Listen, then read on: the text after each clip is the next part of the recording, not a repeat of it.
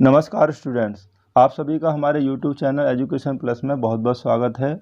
और आज हम आपके लिए ऐसे प्रश्न लेकर आए हैं, यदि आप इन प्रश्नों को कर लेते हैं तो हमें यकीन है कि आपके बोर्ड परीक्षा में 6 नंबर आपके बिल्कुल पक्के हो जाएंगे। तो आप इन प्रश्नों को अच्छी तरह से कर लें।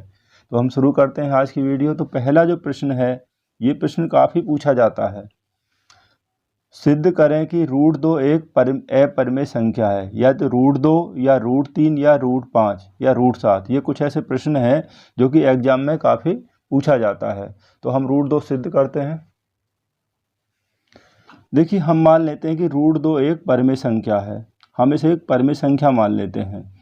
तो √2 एक परिमेय संख्या है, तो √2 को हम p/q के रूप में लिख सकते हैं, जहां p तथा q सह अभाज्य संख्याएं हैं, यानी कि को प्राइम नंबर। सह अभाज्य का मतलब होता है कि p और q का एक के अलावा कोई भी अभाज्य गुणनखंड नहीं है और q बराबर 0 नहीं है।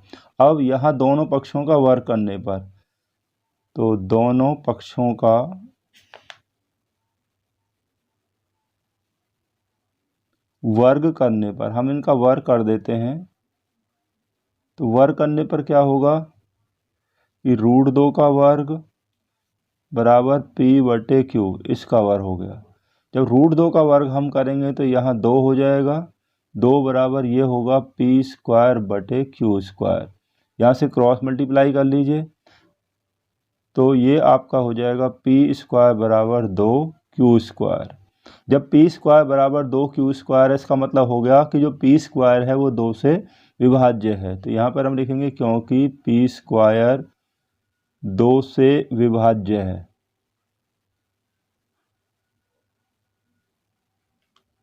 p² 2 से विभाज्य है, इसलिए p भी 2 से विभाज्य होगा। 2 से विभाज्य यानी इसका इसमें भाग चला जाएगा, विभाज्य है। जब p भी 2 से विभाज्य है, तो इसलिए 2 p का एक अभाज्य गुणनखंड है। 2 p का एक अभाज्य गुणनखंड है। ठीक है। अब हम कोई अन्य संख्या ले लेते हैं। हम मान लेते हैं कि माना p बराबर 2c। p बराबर हम कोई अन्य नंबर 2c ले लेते हैं। हमें 2 ही क्यों लिया? क्योंकि हमें ऐसी संख्या लेनी है जो कि इस √2 का मल्टीपल्स हो। p बराबर 2c, इसको हम समीकरण जो ये है, इसको हम एक समीकरण मान लेते हैं। इसमें यहाँ पर रख देते हैं, तो p की जगह हम रख देंगे 2c, इसलिए 2c का वर्ग, यानी p का मान रख दिया बराबर 2q का वर्ग। इसका जब हम वर्ग करेंगे, 2c का वर्ग करेंगे तो ये होगा 4c² बराबर 2q²। 2 से ये कैंसिल हो जाएगा 2 बार, तो हमारे पास हो जाएगा 2c² बराबर q²। अब यहाँ 2c² बराबर q² के, इसका मतलब ये हो गया कि जो q² है वो 2 से विभाज्य है, क्योंकि q² 2 से विभाज्य है। इसलिए जब q² 2 से विभाज्य, इसलिए q भी 2 से विभाज्य है। 2 से विभाज्य होगा। देखिए, समीकरण फर्स्ट और सेकंड से हमने फर्स्ट में यहाँ पर प्रूव कर लिया है कि 2p का एक अभाज्य गुणनखंड है, और समीकरण जो सेकंड है, यहाँ हमने ये सिद्ध कर लिया है कि जो 2 है वो q का भी एक अभाज्य गुणनखंड है। फर्स्ट और सेकंड से अब ये हो जाएगा कि 2p तथा q दोनों का एक अभाज्य गुणनखंड है। अतः हमारी कल्पना, हमने जो कल्पना की थी, क्या कल्पना की थी? शुरू में हमने इनको कोप्राइम्स माना था। कोप्राइम्स यानी कि सहभाज्य जिनका एक के अलावा कोई भी गुणनखंड नहीं है। अतः हमारी कल्पना की p तथा q सह अभाज्य संख्याएं हैं। पी तथा क्यू सहअभाज्य संख्याएं हैं, यानी कि जो हमने कल्पना की थी शुरू में, वो कल्पना की ये सहअभाज्य संख्याएं, अर्थात पी और क्यू का एक के अलावा कोई गुणनखंड नहीं है, वो कल्पना हमारी गलत है। जब वो हमारी गलत है, यानी कि जो हमने परिमेय माना है वो गलत है, तो अतः सिद्ध होता है कि √2 एक अपरिमेय संख्या है। इसी तरीक़ा से हम, जैसे हमने √2 को सिद्ध किया है, हम √3 और √5 और √7 को भी सिद्ध कर सकते हैं। बस हमें 2 की जगह अगर √3 करते हैं तो 3 रखना है, और 5 वाले क्वेश्चन में हमें √2 की जगह √5 रखना है। तो देखते हैं अगला क्वेश्चन। क्वेश्चन नंबर जो 2 है, क्वेश्चन नंबर 2 हमें दिया हुआ है 2 महिलाएं एवं 5 पुरुष एक काम को मिलकर 4 दिन में पूरा कर सकते हैं, जबकि 3 महिलाएं एवं 6 पुरुष उसी काम को 3 दिन में पूरा कर सकते हैं। ज्ञात कीजिए कि इसी कार्य को एक अकेली महिला तथा एक पुरुष अलग अलग कितने समय में करेगा, यानी उन्हें कितना समय लगेगा यदि वो अलग अलग इस काम को करते हैं। तो हम मान लेते हैं कि एक महिला एक दिन में x कार्य करती है, यानी कि एक महिला एक दिन में x कार्य करती है, और एक पुरुष एक दिन में y कार्य करता है। एक पुरुष का हम y कार्य मान लेते हैं और महिला का हम मान लेते हैं x कार्य।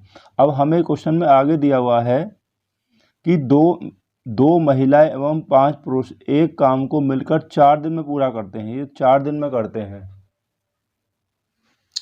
तो पहली कंडीशन में 2 महिला प्लस 5 पुरुष का एक दिन का काम, देखिए ये 4 दिन में एक काम करते हैं, तो एक दिन में करेंगे ये 1/4 काम, ठीक है। वो कैसे करेंगे, यदि देखिए कोई 4 दिन में एक काम करता है तो एक दिन में करेगा 1/4। इसी तरीक़ा से अगर कोई 10 दिन में एक काम करता है तो एक दिन में करेगा वो 1/10 कार्य, यानी कि एक दिन का काम निकालने के लिए 1/, कुल दिनों की संख्या यहाँ पर आ जाती है। तो जिस तरीक़ा से यहाँ पर ये 4 दिन में करते हैं तो एक दिन में करेंगे 1/4। तो इसलिए अब समीकरण क्या हो जाएगा, एक महिला एक दिन में x कार्य करती है, तो 2 महिलाएं हैं तो वो करेंगी आपका एक दिन में 2x कार्य, और एक पुरुष करता है y कार्य, तो 5 पुरुष हैं तो 5 पुरुष कर देंगे 5y कार्य, तो बराबर कुल कितना काम हो जाएगा 1/4। तो इस तरीक़ा से ये हो गया हमारा पहला समीकरण। अब हमें जो सेकंड जो कंडीशन है, सेकंड में हमें क्या दिया है, जबकि 3 महिलाएं और 6 पुरुष उसको 3 दिन में करते हैं, तो 3 महिलाएं और 6 पुरुष, तो 3 महिला प्लस 6 पुरुष का एक दिन का काम, ये 3 दिन में करती हैं तो एक दिन का काम हो जाएगा 1/3, जैसा मैंने यहाँ आपको समझाया था। 3 महिलाएं हैं, एक महिला x करती है, 3 महिलाएं करेंगी 3x कार्य एक दिन में, और 6 पुरुष एक दिन में करेंगे 6y, क्योंकि एक पुरुष करता है y और 6 करेंगे तो 6y हो गया, बराबर एक दिन का काम बराबर हो जाएगा 1/3, क्योंकि दोनों का मिलाकर ये एक दिन का ही कार्य है। तो ये हो जाएगा हमारा सेकंड समीकरण। देखिए एक महिला एक दिन में करती है x कार्य, तो यहाँ 3 महिलाएं हैं तो 3 महिला एक दिन में करेंगी 3x, क्योंकि 3 गुना हो जाएगा। एक पुरुष करता है y कार्य, तो 6 पुरुष हैं 6 गुना हो जाएगा 6y, दोनों का मिलाकर ये होगा एक दिन का काम 1/3, जो कि हमें क्वेश्चन में दिया हुआ है। अब हमारे पास ये 2 समीकरण हो गए हैं, पहला समीकरण ये हो गया और दूसरा समीकरण ये हो गया। इन दोनों समीकरणों को अब हम हल कर लेते हैं। देखिए यहाँ पर जो x का गुणांक 2 है, यहाँ पर 3 है, यदि हम x को बराबर करेंगे विलोपन विधि द्वारा जैसे हम करते हैं, तो यहाँ हम समीकरण 1 को गुणा कर लेते हैं 3 से, तो 3 दूनी 6x हो जाएगा, और समीकरण इसमें कर लेते हैं हम गुणा 2 से, तो 2 गुणा 3 6x हो जाएगा। तो हमारे x वाले जो गुणांक हैं, जैसा कि हम विलोपन विधि में करते हैं, वो बराबर हो जाएंगे। तो समीकरण 1 को हम 3 से गुणा करें, देखिए 3 दूनी 6x प्लस 3 पंजे 15y बराबर, यहाँ 3 से गुणा करेंगे तो ये हो जाएगा 3/4। इस 3 की गुणा केवल इसके अंश में होगी, तो ये हो जाएगा समीकरण नंबर 3। अब हम 2 से गुणा करेंगे, 3 दूनी यहाँ पर हो गया 6x प्लस 12y बराबर, यहाँ गुणा करेंगे तो ये हो जाएगा 2/3। ये समीकरण हो गया हमारा 4। दोनों समीकरण को हमने गुणा कर लिया। अब देखिए जो हमने बराबर किया है x गुणांक बराबर है हमारा, और ये दोनों प्लस के हैं। जब प्लस एक जैसे साइन होते हैं तो घटाने पर कटता है, और अलग अलग होते हैं तो जोड़ने पर। ये दोनों एक जैसे साइन है तो घटाने पर कटेगा, और घटाने पर साइन चेंज हो जाएंगे। ये प्लस का माइनस हो जाएगा, ये प्लस का ये माइनस हो गया, तो ये आपका कैंसिल हो गया। 15 में से 12 अगर हम माइनस करेंगे तो हमारे पास 3y बराबर, इसमें हम कैसे घटाएंगे, देखिए 3/4 में से हमें माइनस करना है 2/3। ठीक है, 4 और 3 का एलसीएम हमने ले लिया, 12 हो गया। 4 का भाग 12 में 3 बार जाएगा, 3 गुणा 3 हो जाएगा 9, माइनस 3 का भाग 12 में 4 बार जाएगा, 4 गुणा 2 8 हो गया। अब 9 में से 8 घटाएंगे तो 1/12, तो घटाने पर ये हो जाएगा 1/12। यहाँ से आप क्रॉस मल्टीप्लाई कर दीजिए। जब हम क्रॉस मल्टीप्लाई करेंगे तो 12 गुणा 3 कितना हो जाएगा, 36, y बराबर 1, तो y बराबर ये गुणा में तो इधर आके हो जाएगा भाग में हो जाएगा, y बराबर हो गया 1/36। अब जो हमारा y का जो मान है उसको हम समीकरण 1 या समीकरण 2 किसी में भी रख सकते हैं, तो हम इसको मान रख देते हैं समीकरण सेकंड में। तो समीकरण जो सेकंड हमारे पास है 3x + 6y, तो 3x + 6y का मान हमारे पास 1/36 हो गया, बराबर 1/3। 6 से 36 कैंसिल हो जाएगा 6 बार, ये 6 बार कैंसिल हो जाएगा, तो 3x + 1/6 बराबर हो गया 1/3। 1/6 को हम इधर ले आएंगे, 1/6 को हम इधर ले आएंगे, ये प्लस में है तो इधर आके हो जाएगा माइनस में, 1/3 माइनस 1/6। अब देखिए 3 और 6 का एलसीएम कितना हो जाएगा, 6 हो जाएगा। 3 का भाग 6 में 2 बार जाएगा, 2 एकम 2, माइनस 6 का 1 बार जाएगा, तो यहाँ माइनस करेंगे तो ये बच जाएगा 1/6। तो हमारे पास हो जाएगा 3x बराबर 1/6 हो गया। यहाँ से क्रॉस मल्टीप्लाई कर दीजिए, तो 6 गुणा 3 18, तो 18x बराबर 1, तो x बराबर हो जाएगा 1/18। तो हमारे पास x का मान आ गया और हमारे पास y का मान आ गया। लेकिन जो x और y के जो मान हैं वो x आ गया कि एक महिला एक दिन में 1/18 कार्य करती है, और एक पुरुष एक दिन में जो y आया है वो होगा उसका एक दिन का कार्य हो गया। तो इसलिए एक महिला 1/18 कार्य करती है एक दिन में, क्योंकि x का मान 1/18 है, तो 1/18 कार्य एक दिन में करती है, तो इसलिए पूरा कार्य यानी कि एक कार्य पूरा कार्य करेगी बराबर इसका इन्वर्स हो जाएगा, यानी कि 1/18 का उल्टा हो जाएगा 18 दिन में। तो एक महिला पूरा कार्य 18 दिन में करेगी, तथा एक पुरुष 1/36, क्योंकि y का मान 36 आया, 1/36 कार्य करता है बराबर एक दिन में। तो पूरा कार्य जो करेगा तो वो पूरा कार्य करेगा बराबर 1/36 का उल्टा हो जाएगा 36 दिन में। तो यही हमारा आंसर हो गया। यानी कि हम कह सकते हैं कि एक महिला पूरा कार्य अलग 18 दिन में करेगी, और एक पुरुष उसी कार्य को अगर अकेला करता है तो उसे 36 दिन में करेगा। तो आप इस क्वेश्चन को नोट भी कर सकते हैं। ये क्वेश्चन एग्जाम के लिए बहुत ही अच्छा है और कम से कम आपको 6 अंक जरूर दिलवाएगा।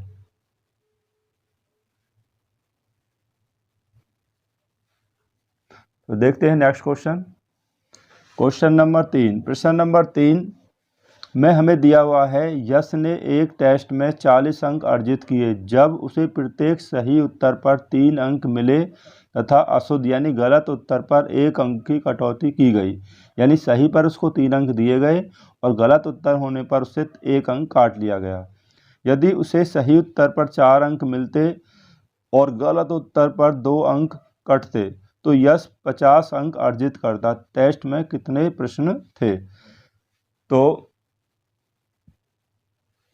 देखिए हम मान लेते हैं कि सही किए गए प्रश्न, जो उसने प्रश्न सही किए हैं वो हमने x प्रश्न मान लिए, इसने x सही किए, और जो गलत किए उसने वो हमने मान लिया कि वो y हो गए।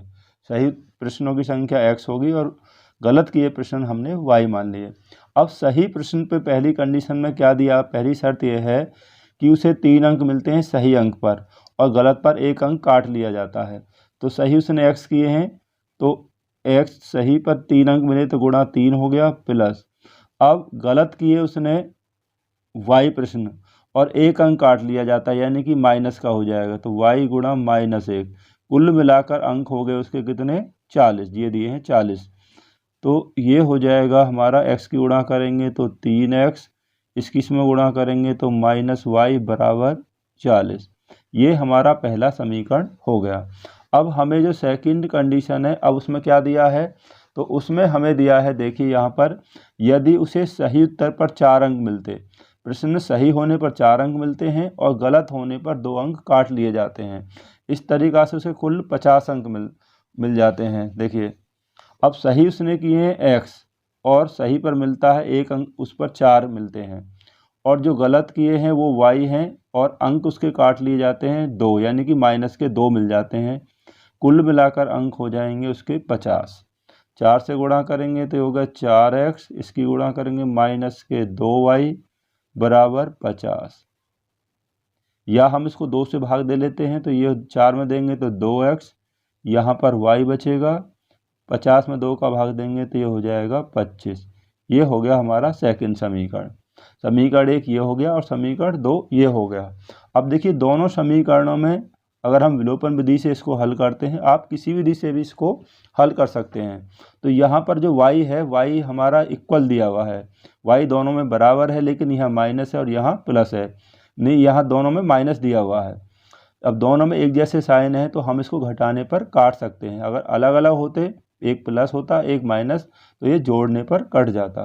तो समीकरण सेकंड से समीकरण फर्स्ट को हम माइनस कर लेते हैं, या फर्स्ट से सेकंड माइनस कर लेते हैं। तो समीकरण फर्स्ट हो गया और ये समीकरण नंबर सेकंड हो गया। जब हम इसको घटाने पर काट रहे हैं, समीकरण फर्स्ट से सेकंड घटा रहे हैं, तो घटाने पर आपको पता है कि साइन चेंज होते हैं। ये प्लस वाला है, जिसको हम माइनस करते हैं उसके ही साइन चेंज होते हैं। ये प्लस हो जाएगा और ये माइनस होगा, तो ये कैंसिल होगा जो इक्वल था। अब 3x से 2x माइनस करेंगे तो x बचेगा, यानी कि x 3 में से 2 गया तो 1 बच गया, 1 लिखते नहीं है तो x बराबर 40 से 25 घटाएंगे तो ये हो गया 15, तो x बराबर 15 हो गया। अब x का मान हम समीकरण 1 या 2 किसी में भी हम रख लेते हैं, तो समीकरण 1 में ही रख लेते हैं। समीकरण 1 ये है हमारे पास, तो यहाँ लिखेंगे x का मान समीकरण 1 में रखने पर, तो समीकरण 1 है 3x माइनस वाई बराबर 40, तो 3x, x का मान रख लेते हैं 15 माइनस वाई बराबर 40, तो 15 गुणा 3 ये हो गया 45 माइनस वाई बराबर 40। इसको हम इधर लेके जाएंगे तो माइनस वाई बराबर 40 माइनस प्लस का माइनस हो जाएगा पक्षांतर करने पर, तो माइनस वाई बराबर 45 से 40 गए तो माइनस के 5, क्योंकि माइनस वाली संख्या ज़्यादा है, तो माइनस माइनस कैंसिल होकर प्लस हो जाएगा, तो y बराबर 5, तो y बराबर 5 हो गया। और x बराबर हमारे पास 15 हो गया, क्योंकि x हमने माना था सही प्रश्नों की संख्या 15 होगी और गलत किए प्रश्नों की संख्या हो जाएगी 5। तो सही प्रश्नों की संख्या 15 होगी और गलत किए प्रश्न हो गए 5, तो कुल प्रश्न कितने हो जाएंगे 15 प्लस 5, तो कुल प्रश्न हो जाएंगे 15 प्लस 5 बराबर 20, यानी कि उस टेस्ट में 20 प्रश्न थे, कुल मिलाकर 20 प्रश्न थे।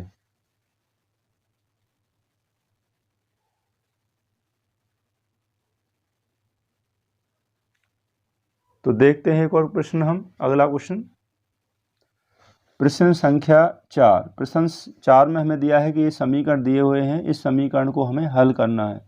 देखिए ऐसे प्रश्न भी काफ़ी पूछ लिए जाते हैं समीकरण वाले, एक ना एक क्वेश्चन जरूर पूछा जाता है, इसलिए आप इस प्रश्न को भी अच्छी ढंग से देख लें। ये हमें यहाँ पर समीकरण दिया हुआ है, ये पहला समीकरण है और ये दूसरा समीकरण दिया हुआ है। देखिए यहाँ बटे में एक्स वाई दिया हुआ है, तो इसका मतलब हो गया कि हमें इस पूरे समीकरण को, यानी इसको हमें एक्स वाई से भाग देना है। तो हम इसको ऐसे लिख सकते हैं, यानी कि 7x बटे एक्स वाई और माइनस के जो 2y है बटे एक्स वाई बराबर 5। अब देखिए x से ये x कैंसिल हो जाएगा और y से ये y कैंसिल हो जाएगा, तो यहाँ बचा हमारे पास 7/y और माइनस यहाँ बचा 2/x बराबर 5। ये इस तरीक़ा से आ गया। अब हम दूसरे को देखते हैं, बटे में यहाँ भी x y है, तो इसका मतलब भी ये हो गया कि ये x y जो है इसका 8x में भाग देना है और 7y में देना है। तो हम इसको भी ऐसे लिख सकते हैं 8x/xy और प्लस 7y/xy बराबर 15। अब x से x कैंसिल हो जाएगा और y से यहाँ पर y कैंसिल हो जाएगा, तो यहाँ बचा हमारे पास 8/y और प्लस यहाँ 7/x बराबर 15। ये हमारे पास इस तरीक़ा से हो गया। अब हम देखिए इसको मान लेते हैं, इसको हम मान लेते यहाँ 7/y है और यहाँ 2/x दिया हुआ है, तो हम इसे मान लेते हैं कि माना 1/y बराबर हम a ले लेते हैं और तथा 1/x, क्योंकि यहाँ पर x और y नीचे सिंगल दिया हुआ है, तो बराबर हम मान लेते हैं b। 1/y बराबर a और 1 इतने बराबर हमने b मान लिया। अब देखिए यहाँ आप समझ लीजिए 7/y का मतलब हो गया कि 7 गुणा 1/y, तो 7। अब इसको हमने मान लिया a, तो ये हो जाएगा 7a। ऐसे ही जैसे यहाँ पे दिया है 2/x, तो इसका मतलब हो गया 2 गुणा 1/x, तो इसको हमने माना यहाँ पर b, तो ये हो जाएगा b। तो इस तरीक़ा से हम इस क्वेश्चन को अब क्या लिख सकते हैं, तो इसलिए ये हो जाएगा ये 7/a माइनस ये हो जाएगा आपका 2b, ये 7a हो गया माइनस 2b बराबर 5। ये पहला समीकरण हो गया हमारा। अब ये जो दिया हुआ है, अब देखिए ये जो दिया हुआ है इसको हम लिख लेंगे कितना, ये भी ऐसे हो जाएगा 8a प्लस 7b बराबर 15। ठीक है, ये हो गया हमारा दूसरा समीकरण। अब यहाँ पर हम इसको सॉल्व कर लेते हैं। देखिए अगर हम b के गुणांक बराबर करेंगे तो यहाँ हम गुणा करेंगे, इसमें यहाँ 7 से गुणा कर लेते हैं क्योंकि 7 गुणा 2 14b हो जाएगा, और यहाँ पर गुणा कर लेते हैं हम 2 से, 2 गुणा 7 करेंगे तो ये 14b हो जाएगा। हम a या b किसी के भी गुणांक बराबर कर लेंगे, तो यहाँ हम b के गुणांकों को बराबर करते हैं। 7 की गुणा करेंगे इसमें तो कितना हो गया 7 गुणा 7, यहाँ पे आप लिख देना कि समीकरण 1 को 7 से तथा समीकरण सेकंड को 2 से गुणा करने पर 7 से हम गुणा करेंगे 7a में, तो ये होगा 7 सत्ते 49 माइनस 7 दूनी यहाँ 14b बराबर 7 गुणा 5, ये हो गया 35। ये हमारा हो गया समीकरण नंबर फर्स्ट, सेकंड और ये हो गया थर्ड। 2 से गुणा करेंगे 8 दूनी 16a प्लस 2 गुणा 7 यानी 14b बराबर 15 दूनी 30। ये हो गया समीकरण नंबर 4। ठीक है, अब देखिए यहाँ पर जो हमने बराबर किया था b वाले गुणांक बराबर किए थे, ये माइनस में है ये प्लस में है, माइनस और प्लस कट जाएंगे आपके जोड़ने पर। अगर दोनों एक जैसे साइन होते तो हम इसको घटाने पर काटते हैं और घटाने पर साइन चेंज हो जाते हैं। अब 49 और 16 इसको जोड़ दिया हमने तो ये हो गया 65। 65a बराबर 35 और 30, ये भी आपका हो गया 65। अब 65 से 65 कैंसिल हो जाएगा एक बार, तो a बराबर हो जाएगा 1, तो a का मान 1 हो गया, 1 हो गया। अब a के इस मान को हम समीकरण 1 या 2 किसी में भी रख देंगे,